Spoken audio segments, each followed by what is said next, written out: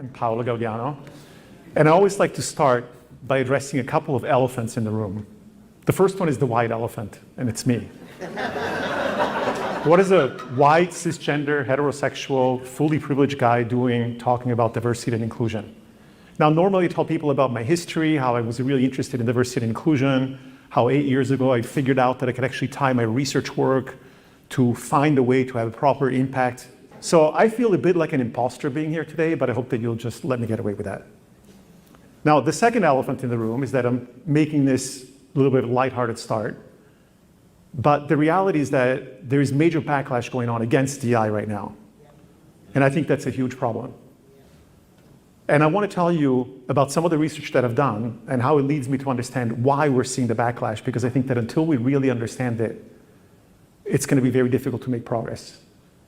I believe that one of the reasons, unfortunately, why we're seeing the backlash is because for 5 decades now or more, people in business that have been talking about DEI have been focused entirely on the D. I call it the diversity disconnect. We focus entirely on representation, and we sometimes forget about the E and the I. And this, however, is a very big problem, because the D actually creates a few problems, including backlash. And let me explain what I mean by that. First of all, the D is a problem because we don't have any tools that can tell us for one organization what will happen if they make the organization more diverse. Which is very interesting, because if you think about other areas where we manage assets, and I like to think of people in a company as being assets, we know that diversification works. We diversify our financial assets so that we make more money. We diversify our marketing assets so that we sell more products.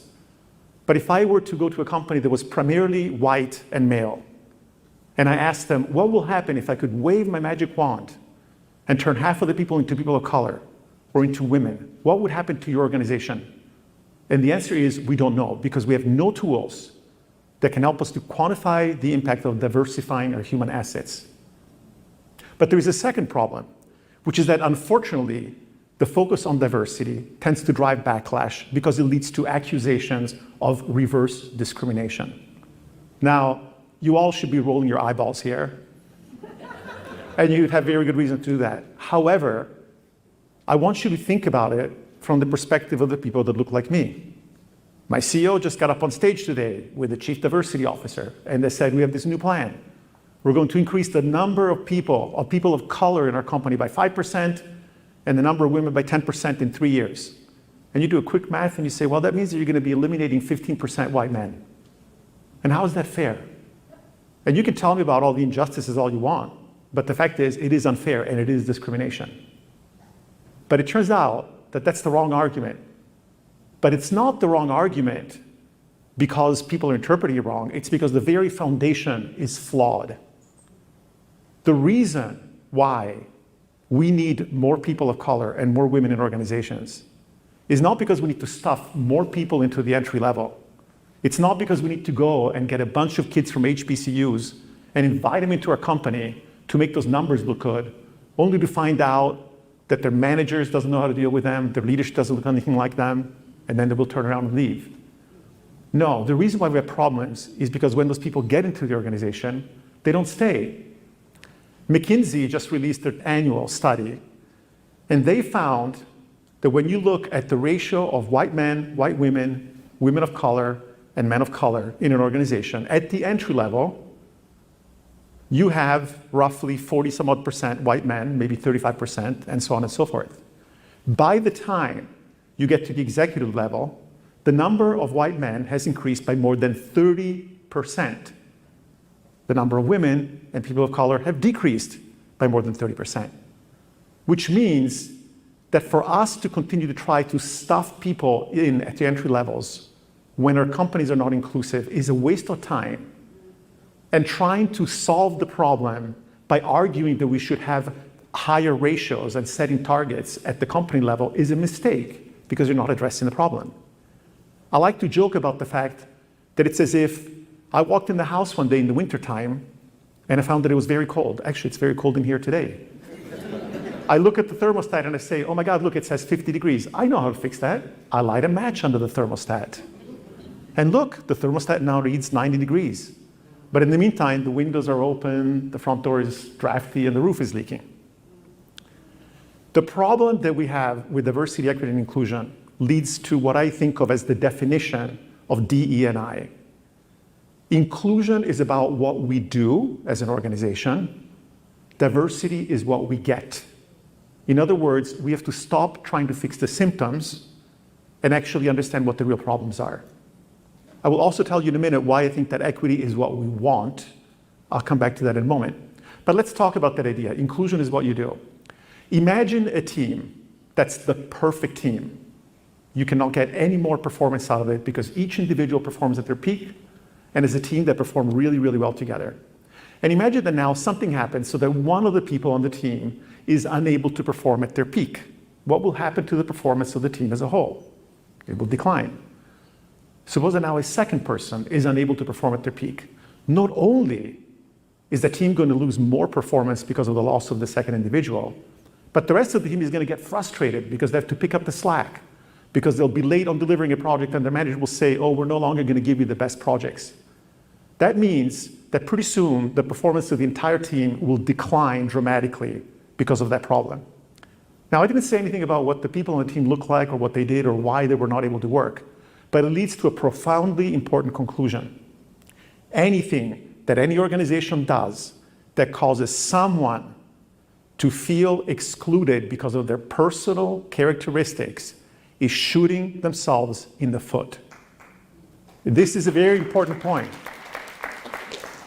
This is why the third part, which is that equity is what you want.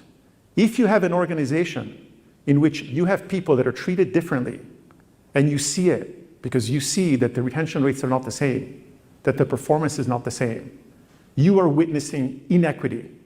You're witnessing in the difference in the outcomes that people experience within your organization.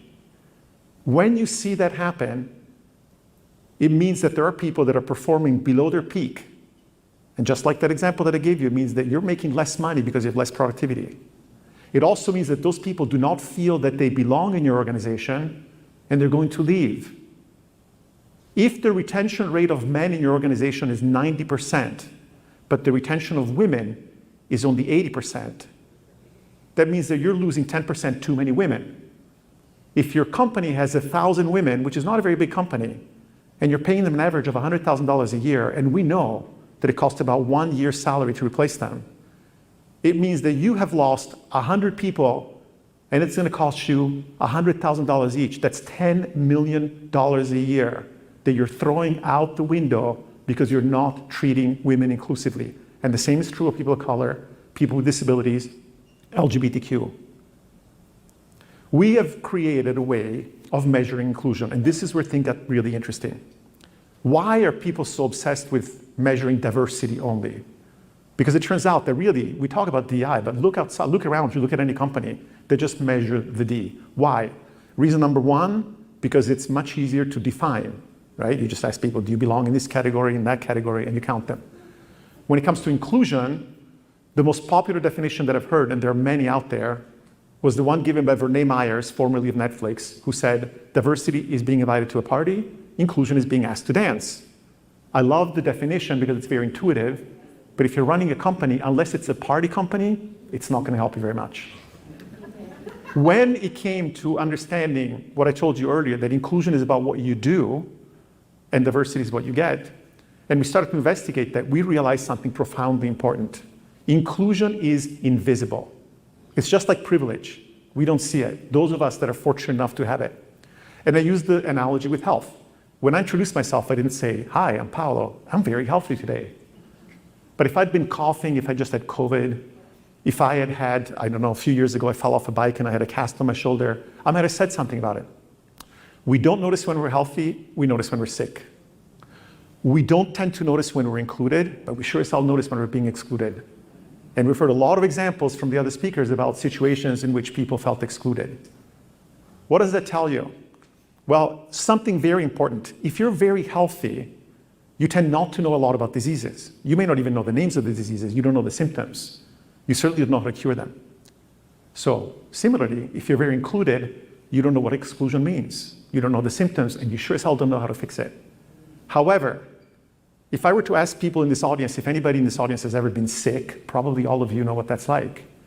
But if you go in a company and you find out who are the people that are the most included, it's the leaders. It's the ones that look like me, who are the least qualified to understand it, to see it, and most importantly, to know what they should do about it.